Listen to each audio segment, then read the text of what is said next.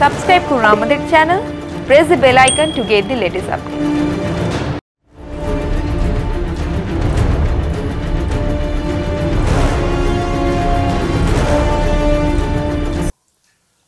দেশের এবং রাজ্যের রাজনৈতিক পরিস্থিতি নিয়ে আজ আমরা আলোচনা করব বিশিষ্ট রাষ্ট্রবিজ্ঞানী প্রেসিডেন্সি কলেজের প্রাক্তন অধ্যক্ষ ডক্টর অমল মুখোপাধ্যায়ের সঙ্গে। স্যার, স্বাগত আপনাকে। ধন্যবাদ।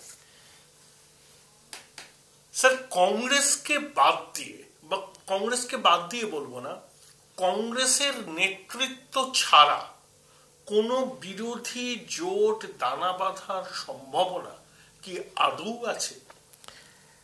আমাদের মুখ্যমন্ত্রী মনে করছেন আছে।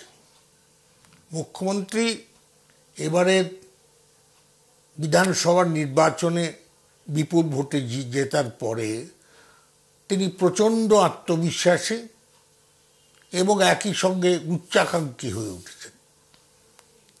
তিনি তো একবার বলেইছিলেন যে আমি একাই বিজেপিকে হারাবো। সেটা তো সম্ভব নয়, অসম্ভব ব্যাপার।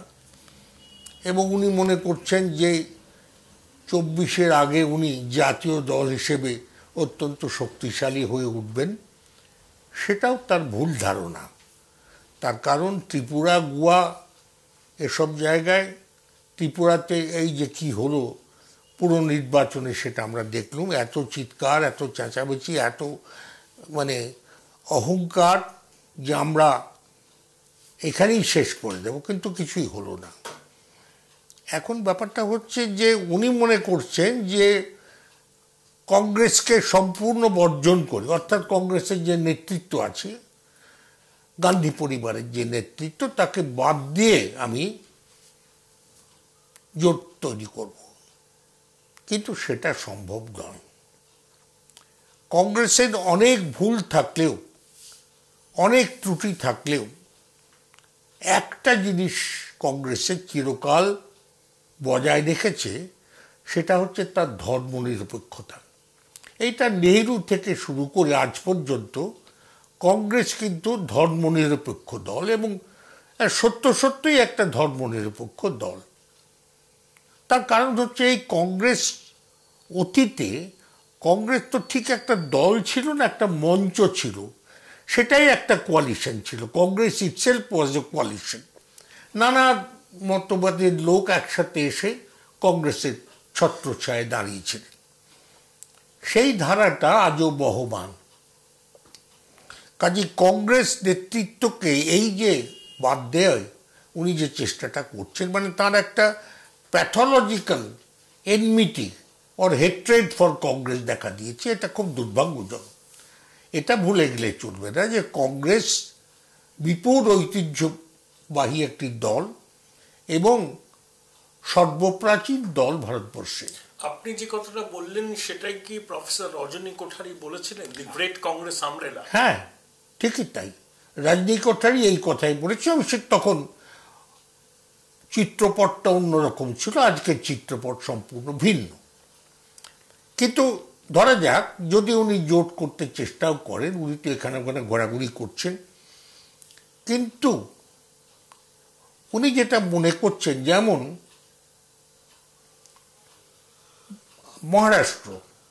মহারাষ্ট্রের এনসিপির যতই হোক না কেন, তার একটা দুর্বলতা শরদ পাওয়ারের আছে কংগ্রেস সম্পর্কে। উদ্ধব ঠাকরেও পরিষ্কার বলেই দিয়েছেন যে কংগ্রেসকে বাদ দিয়ে জোট করা সম্ভব নয়।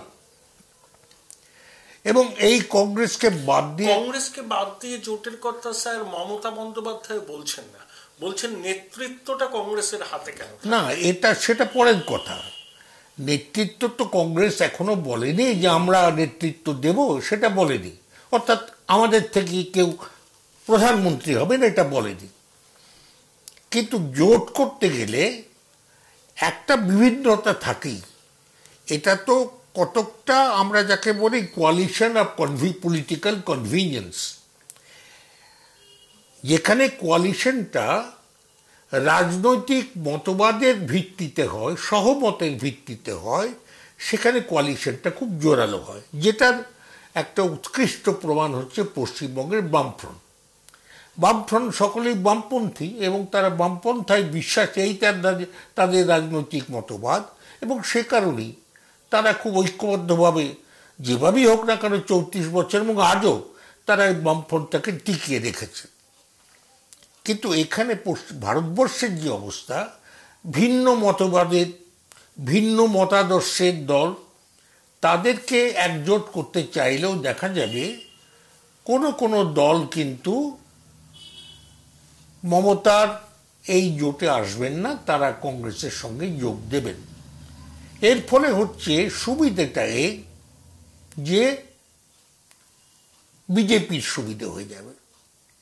এখন মমতা বন্দ্যোপাধ্যায়ের কাছে একটা প্রশ্ন আমার আছে, সেটা খুব জরুরি। এটা আমাদের কাছে স্পষ্ট করে উনি বলুন যে উনি বিজেপিকে হারাতে চান না জাতীয় স্তরে নিজের নেতৃত্ব প্রতিষ্ঠা করতে চান। এটা খুব জরুরি প্রশ্ন। এই প্রশ্নের আমরা স্পষ্ট উত্তর কিন্তু আজ পর্যন্ত মমতা বন্দ্যোপাধ্যায়ের কাছ থেকে পাইনি। স্যার, আপনি বললেন কংগ্রেসের ধর্মনিরপেক্ষতার আদর্শ বহমান। আমি আপনার সঙ্গে স্যার এগ্রি করলাম। নেহেরু বা ইন্দিরাজি অব্দি সেটা হয়তো না, এটা তো রাজীব গান্ধী যেমন শাহবানুকে অযোধ্যা দুটোতেই এ ভুল করেছিলেন। এবং এই রাহুল গান্ধীও 2019-এর লোকসভা নির্বাচনের আগে নিজেকে পৈতেধারী ব্রাহ্মণ হিসাবে হ্যাঁ, এগুলো সব আমি তো বললাম যে সমস্ত ভুল ত্রুটি সত্ত্বেও তার একটা ধর্মনিরপেক্ষতার ঐতিহ্য সে বহন করছে কংগ্রেস একটা দল হিসেবে। এটা কিন্তু সত্যি কথা। আমি আবার বলছি যে তার অনেক ভুল ত্রুটি করেছে। রাজীব গান্ধী মস্ত বড় ভুল করেছেন শাহবানুর মামলায়, এবং দ্বিতীয়ত অযোধ্যাতেও তিনি ভুল করেছিলেন, এবং সে ভুলের বশত তাকে দিতে হয়েছে। কিন্তু আপনার প্রশ্ন হচ্ছে মমতা বন্দ্যোপাধ্যায় বিজেপিকে হটাতে চান না, এইটাই কথা। এই যদি জাতীয় দল হিসেবে, না আমি ভুল বললাম, যদি বিজেপিকে তিনি হটাতে চান তাহলে এই নানা ধরনের বিভিন্নতার ভুলে গিয়ে বা ব্যক্তিগত যে মানসিকতাটাকে ভুলে গিয়ে সব দল নিয়ে একটা একজোট হতে হবে। সেক্ষেত্রে বিজেপির পরাজয় অনিবার্য। তা ভারতবর্ষকে থেকে তিনি কি বিজেপি মুক্ত করতে চান? যদিও মুখে বলছেন আমি বিজেপি মুক্ত করব, কিন্তু যেভাবে তিনি চলছেন তাতে কিন্তু ভারতবর্ষকে এভাবে বিজেপি মুক্ত করা যাবে না। সাধারণ মানুষের মধ্যে আমি অনেকের সাথে কথা বলেছি, তারা একটা কথা বলেন যে আপনারা যতই বলুন ও একটা গোপন আঁতাত বিজেপি এবং এর মধ্যে রয়েছে, তৃণমূল কংগ্রেসের মধ্যে। সেটা এইরকম যে আমরা দেশ শাসন করব, আপনি স্বচ্ছন্দে রাজ্য শাসন করুন, এই একটা কারণ। দ্বিতীয় কারণ, অনেকেই বলছেন, এটা আমার কথা নয়, শোনা কথা, জনসাধারণ অনেকের সাথে আমি কথা বলেছি, তাতে তারা বলছেন যে আসলে এই মামলাগুলো যা রয়েছে এদের বিরুদ্ধে, এইগুলোর জন্য কিন্তু মমতা একটা আন্ডারস্ট্যান্ডিংয়ে এসেছেন আমাদের নরেন্দ্র মোদীর সঙ্গে, যে মামলাটা যেন চাপ দেওয়া না হয়। এবং কতকটা তো দেখাই যাচ্ছে যে এখনো পর্যন্ত এই নারদাতে কিছুই হলো না, সারদাতেও কিছু হয়নি। সিবিআই তদন্ত করেই যাচ্ছে, কিন্তু নির্দিষ্ট চার্জশিট দিয়ে তারা এখনো কিন্তু মামলা শুরু করেনি। তাহলে কি তদন্তের অগ্রগতি রোকবার জন্য এটা একটা ধারণা বিজেপির কাছে আত্মসমর্পণ? হ্যাঁ, এইটাই হচ্ছে এক ধরনের আত্মসমর্পণ বলবো না, একটা গোপন আঁতাত এদের মধ্যে হয়েছে। এইটা কিন্তু জনমানসে এই প্রশ্নটা দেখা দিয়েছে। AT Infotek is authorized training partner of MuleSoft, eligible for BTech, all stream students. No course fee, 50% discount on global certification fees. Contact AT Infotek Ventures, Martin Bud Business Park, Level 11, Room 1104, Plot number BP3, Salt Lake City, Sector 5, Kolkata 70091. The fastest growing digitally enabled university in a conveniently located and vibrant campus. Join Sister Nivedita University, Kolkata for higher education and research. এটা অস্বীকার করার কোনো উপায় নেই, কারণ দেখা যাচ্ছে যে সিবিআইও কিন্তু স্যার আপনি দীর্ঘদিন দেশের রাজনীতি, রাজ্যের রাজনীতি খুব কাছ থেকে দেখেছেন। বিজেপি বিরোধিতার প্রশ্নে আমি কংগ্রেসকে ধরছি না, বামেরা বেশি আন্তরিক না মমতা বেশি আন্তরিক? অবশ্যই বামেরা, কেন বামেরা তাদের একটা সুনির্দিষ্ট রাজনৈতিক মতাদর্শ আছে এবং সেই মতাদর্শে একেবারে একটা অন্যতম বৈশিষ্ট্য হচ্ছে ধর্মনিরপেক্ষতা। বস্তুত তারা ধর্মে বিশ্বাসই করেন না, কাজেই সব মানুষ সমান, এইটাই তারা মনে করেন। সেদিক থেকে বামেদের যে বিজেপি বিরোধিতা, সেটার মধ্যে যতটা সনিষ্ঠ যতটা, সেটা কিন্তু মমতার ক্ষেত্রে নয়। এটা আমি খুব স্পষ্ট করেই বলতে চাই। মমতা বন্দ্যোপাধ্যায় বিজেপি সরকারেই ছিলেন, সরকারে তো রেল এবং মন্ত্রী হয়েছিলেন। শুধু তাই না, তার বেশ কয়েকজন মন্ত্রী তারা রাষ্ট্রমন্ত্রীও হয়েছিলেন, সেটা ইউপিএর সময়। হ্যাঁ, ইউপিএর সময়। হ্যাঁ, মমতা বন্দ্যোপাধ্যায় অজিত পাঁজা মন্ত্রী। হ্যাঁ, এই আমি রাজনীতিটা বুঝি না। অজিত পাঁজা যখন তৃণমূল কংগ্রেস প্রতিষ্ঠিত হলো দিল্লিতে, তখন অজিত পাঁজার মমতা বন্দ্যোপাধ্যায় তারা এই ছবি নিয়ে তৃণমূলের যে প্রতীক সেটা নিয়ে দাঁড়ালেন, অনেক কথা বললেন।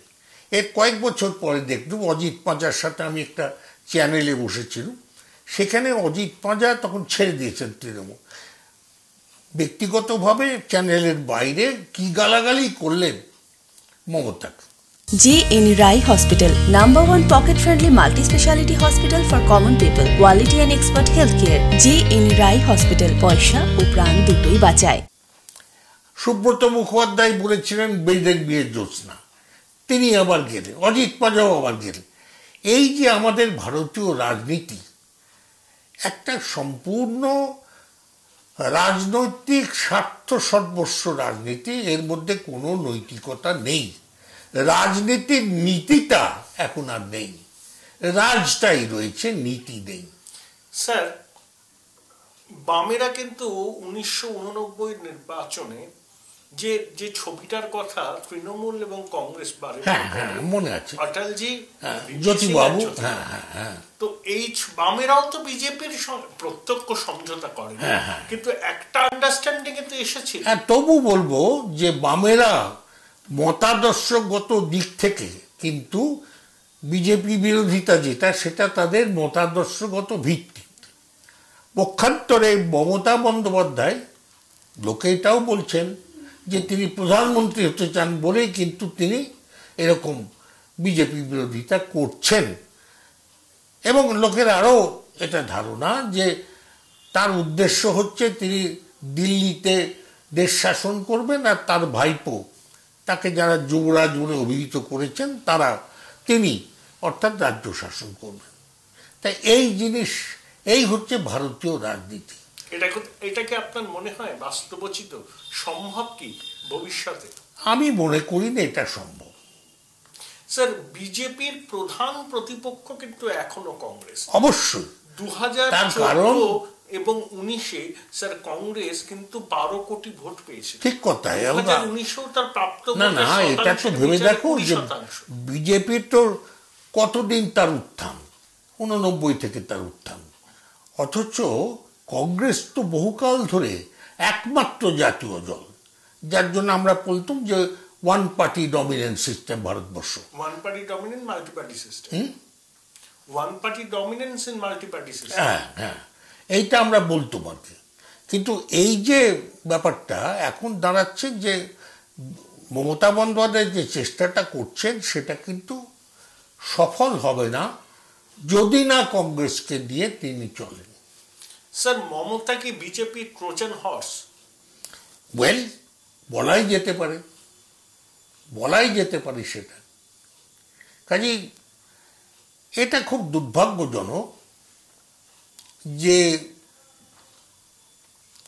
রাজ্যের অবস্থা কিন্তু ভালো নয়। যদি উনি টাকা ছড়াচ্ছেন, তথাপি রাজ্যের অবস্থা ভালো নয়।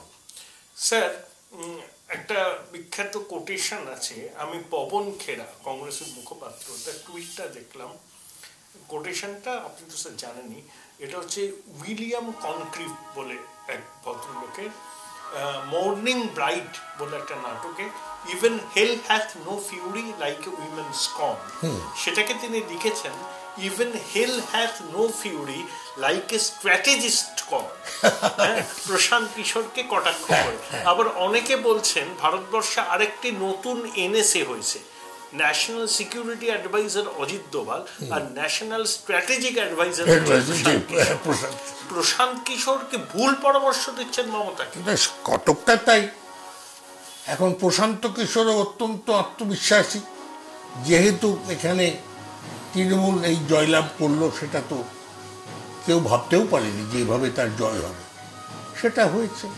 এখন তার ফলে প্রশান্ত কিশোরের উপর নির্ভরতা তৃণমূল কংগ্রেসের অনেক বেড়েছে এবং কার্যত দেখা যাচ্ছে যে তিনি তৃণমূল কংগ্রেসের হাইকমান্ডের একজন, তাকে ছাড়া কোনো সিদ্ধান্ত নেওয়া হয় না।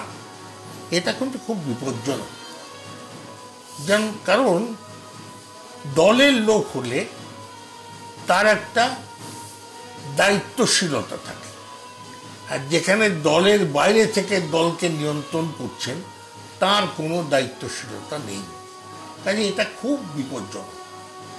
আমরা যেমন বলতুম যে এক্সট্রা কনস্টিটিউশনাল অথরিটি সঞ্জয় গান্ধীর সম্পর্কে বলতো, কতকটা ভিন্ন রূপে এখন প্রশান্ত কিশোর পশ্চিমবঙ্গে সেই ভূমিকায় অবতীর্ণ। অনেক ধন্যবাদ স্যার।